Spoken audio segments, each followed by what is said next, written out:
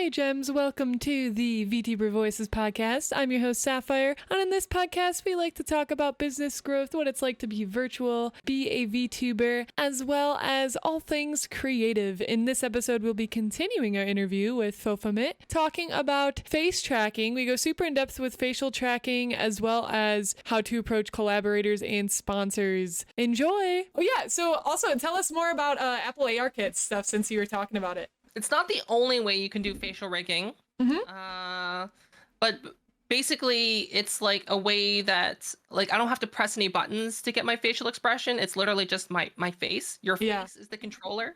I would say like in terms of, I know it's terrible to say this, but like the iPhone is the most affordable off-the-shelf solution for full facial tracking, because like you can buy a used iPhone X for like $300. You can spend less because it doesn't need to have like, it could have a cracked screen. No, like it could have a dead battery and it needs to be plugged in all the time. That's fine.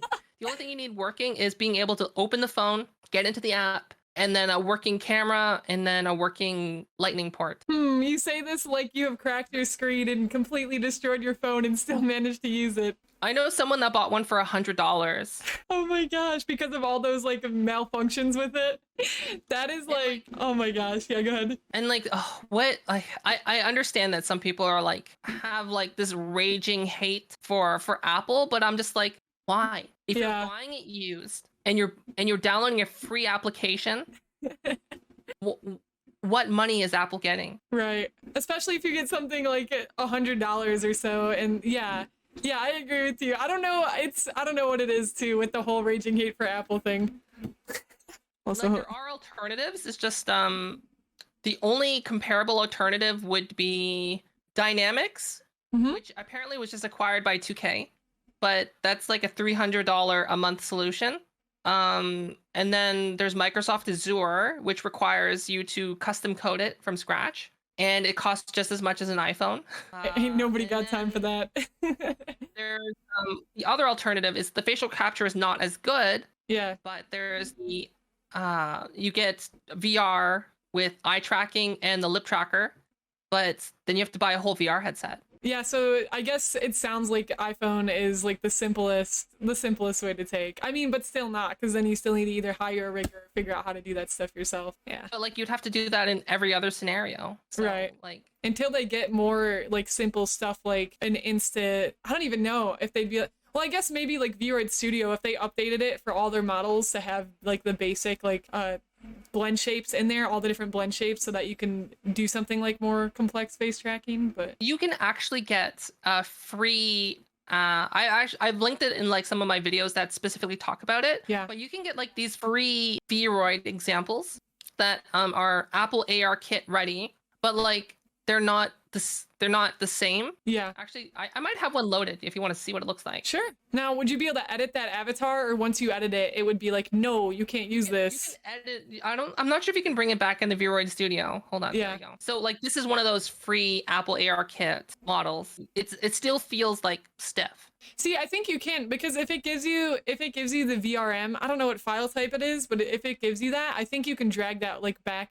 Actually, no, I think it needs to be a different file type to bring it into VRoid Studio. Never mind. But yeah, that's nice too, to test it out and see if it's something you would want to include before going to all that work or like spending that money on face tracking as well. But like it's I don't know, like I don't think those are great examples, and like there's not really a great free example out there. Yeah, I think probably, at least of what I've seen, my favorite face tracking that I've seen from people, of course, Code Miko, and then Girl DM and Pren. And I know you did Pren's. Pren's is absolutely beautiful, so smooth. Like it literally looks like you just like plucked her out of a cartoon and just like put her onto her stream. It's super duper well done. Yes. Oh no, she's the imposter. Where's my imposter music, dude? Pren, were you visiting? No one saw anything. Yeah, you guys didn't see anything. Yeah, the Girl DM was done by Artgun. So Artgun. Oh yeah, Artgun. An amazing job. Wait, did Artgun do her like everything, her full model, or was it just model. Yeah. I don't think Artgun has, like, I know Artgun does offer AR Kit. I think she said she has done it for other people, but like I have no idea who's like just said, here's my model, can you rig it? So nice. And it's cool too, because like It's subtle, but even though like two different people, like Art Gun did Girl DM's model, you did Pren's model as far as face rigging stuff goes, you can tell the difference in animation, and it's cool how that translates. Yeah, Even though it's the same weird. type of thing, right? Yeah. For sure. You have an art gun. Oh, I don't know if it's public though. Don't let us get you in trouble, yeah. Rosa says, do you have some new tech in mind that you would like to use for VTubing?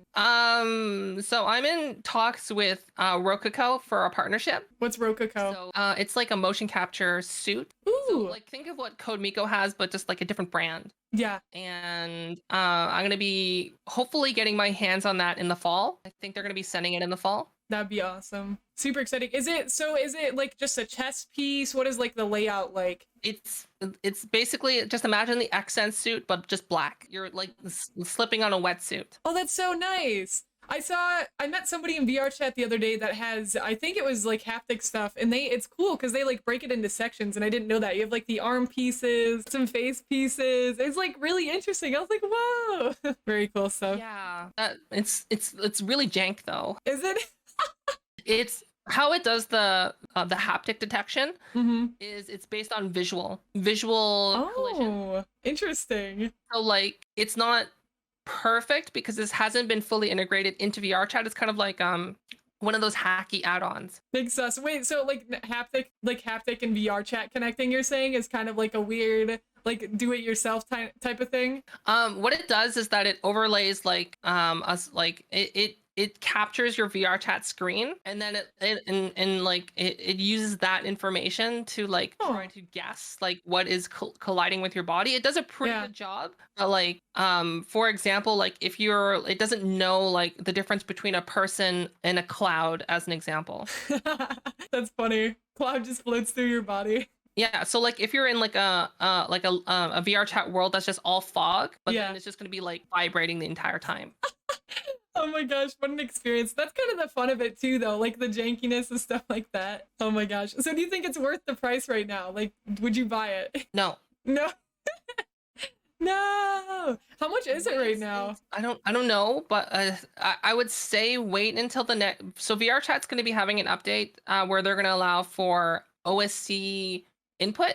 Mm-hmm. So like meaning like you can it'll allow you to, so like for example your setup right now have that in there. Oh, you can use it'll natively support like Leap Motion, you can use motion capture suits, you can use an iPhone. Oh, that's so hype. They're working on that? Use your Android phone and use the accelerometer on that. So like for example, if you have your Android phone that has like the ability to detect like this kind of stuff, you can have that like as like a add on to your model that's like a skateboard, and then like if you slap it down and you like kind of do this, it'll reflect into VR chat. Oh, it's so nice. But like that's not out yet. It's just something that they've talked about that they're working on. That would be really exciting. It's not out. Mm-hmm. Yeah, it's good they demonstrated it too then, because then you know they are working on it too, and it's not just like, oh, we're talking about this. You know, it's kind of like in action. Heck yeah. NCR Kronos asks, how do you go about trying to collab with other content creators? Do you think there's a certain way to do so? I have an answer for this, but you can go first if you'd like. Like, do you mean like actually how to do it, or like are you talking about like the contact part? I guess I can start here too. I'll kind of try to answer. Oh, contact. Okay, yeah, go for it. You could go first. Oh, okay. So like or both. It's okay. So the contact is like I don't know how do you like I'm trying to think of like how to phrase this. Because like a lot of VTubers like they're more approachable because like a lot of us are smaller. I feel like it depends like on what you want to do, because at least in my opinion and like things that I've learned is usually, and this is not always true, but usually if it's something like having an equal value add to being able to like collab on something. So if you can say like, hey, let's do this together, or like give them a proposition. But with some VTubers, you can't just say, hey, want to do a collab. But in my opinion, it's better if you say like, hey, want to do a collab? Here's some ideas I have in mind. So I think like being prepared and having some things ready in advance instead of just being like, yo, let's collab. Like for example, when I reached out to Fofa and some others that have been on the podcast, it's like, okay, there's a specific purpose. Like we're collabing, we're doing a podcast, and we're talking about VTuber technology. We're talking about what it's like to be a VTuber. So not saying you have to get that specific, because like I said, not all VTubers need that. that, but especially I'd say depending on their size as well. If it's a smaller VTuber, they might be just like open, you can check. Some people say like on their Twitter too, like open for collabs, DM me, and then you can probably be a little bit more casual. But if it's somebody that might be bigger or someone you don't really know well, I think having like that more professional approach is better. Yeah. So like, I guess let me talk about the 2 collabs. I already mentioned Rokako. Yeah. So Rokako, I had 0 contact with them. And they're like a big motion capture company. Like they're pros. Like they don't deal with small fries.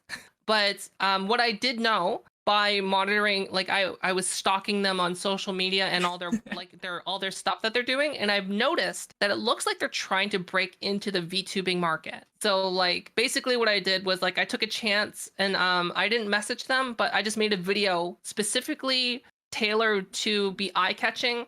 I was hoping to at least get 1,000 views. It got over 20,000. Yeah. And be basically like, hey, Rokako, notice me. And then then they're like, then they noticed. Whereas like I would say like that's how I approached that. When it came down to there's this other big content creator who's known for doing interviews with VTubers, Domo. Yeah, I've heard of Domo. And basically how I got on the main interview and not like the random interview was someone, I didn't know who Domo was. I actually knew about Domo's alt streaming account first, and I didn't realize that they were the same account and they're the same person. But someone sent me a clip of Domo saying, yeah, I'd be interested in Fofamit, because apparently they saw one of my Twitter videos from before.